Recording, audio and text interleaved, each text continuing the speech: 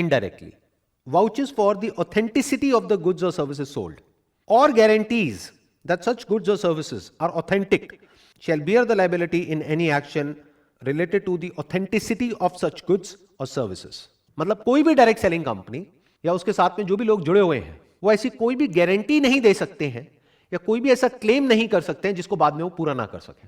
For example, वो company आपको ये कह रही है कि अगर आपने हमारी कंपनी को ज्वाइन किया और आप यहां से लाखों रुपए नहीं कमा सके तो आपके पैसे वापस हो जाएंगे, तो उस कंपनी को वो पैसे वापस करने ही पड़ेंगे।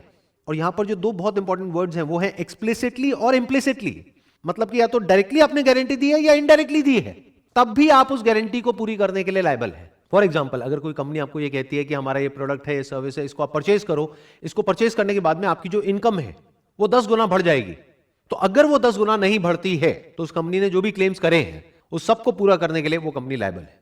इसमें बिल्कुल क्लियरली लिखा हुआ है that every direct selling entity and every direct seller shall ensure that the terms of the offer are clear so as to enable the consumer to know the exact nature of offer being made and the commitment involved in placing any order.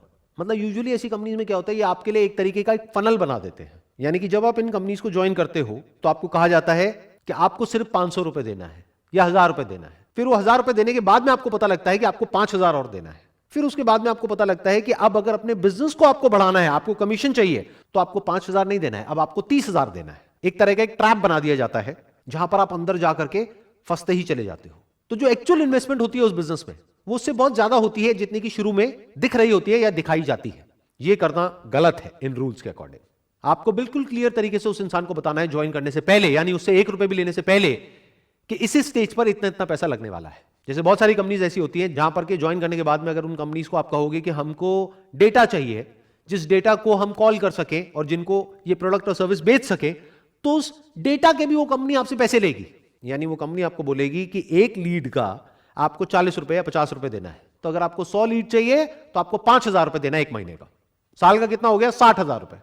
आप सोच के आए थे उस company में कि 10-20 हजार रुपए में मेरा काम शुरू हो जाएगा। साल के एंड में जब आप कैलकुलेट कर रहे हो तो आप देख रहे हो कि मेरा 20,000 रुपए नहीं लगा है, यहां पे 2 लाख रुपए लग गया है। तो यहां पे ये कहा जा रहा है कि ये सब कुछ आपको उस इंसान को ज्वाइन करने के बाद नहीं बताना है, पहले से बताना है।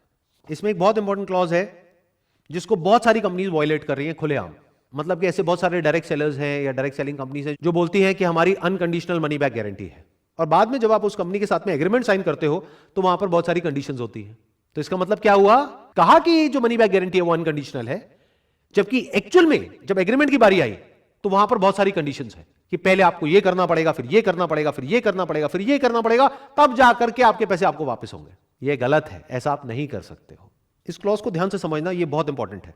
A direct selling entity or direct seller shall not refuse to take back spurious goods or deficient services and refund the consideration paid for goods and services provided. मतलब यहां पे क्या कहा जा रहा है कि अगर आपने एक MLM कंपनी को ज्वाइन किया और उसके जो गुड्स हैं और सर्विसेज हैं उससे आप सेटिस्फाइड नहीं है, तो उस कंपनी को आपको आपका पैसा रिफंड करना ही होगा।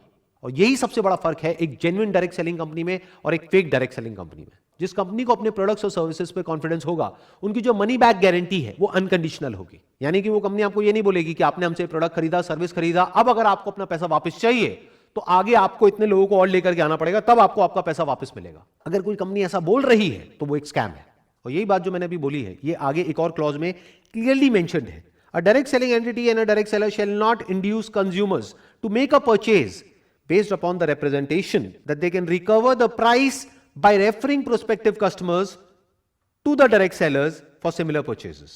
In simple words, यहां पर क्या कहा जा रहा है कि आपके ऊपर किसी भी तरह का कोई भी प्रेशर नहीं होना चाहिए उस कंपनी के प्रोडक्ट्स या सर्विसेज को सेल करने के लिए या आगे किसी को मेंबर बनाने के लिए। अगर आप उस कंपनी के प्रोडक्ट्स से सर्विसेज से पूरी तरह से सेटिस्फाइड हो तभी आपको रिकमेंड करना है आगे और लोगों को उस कंपनी को ज्वाइन करने के लिए।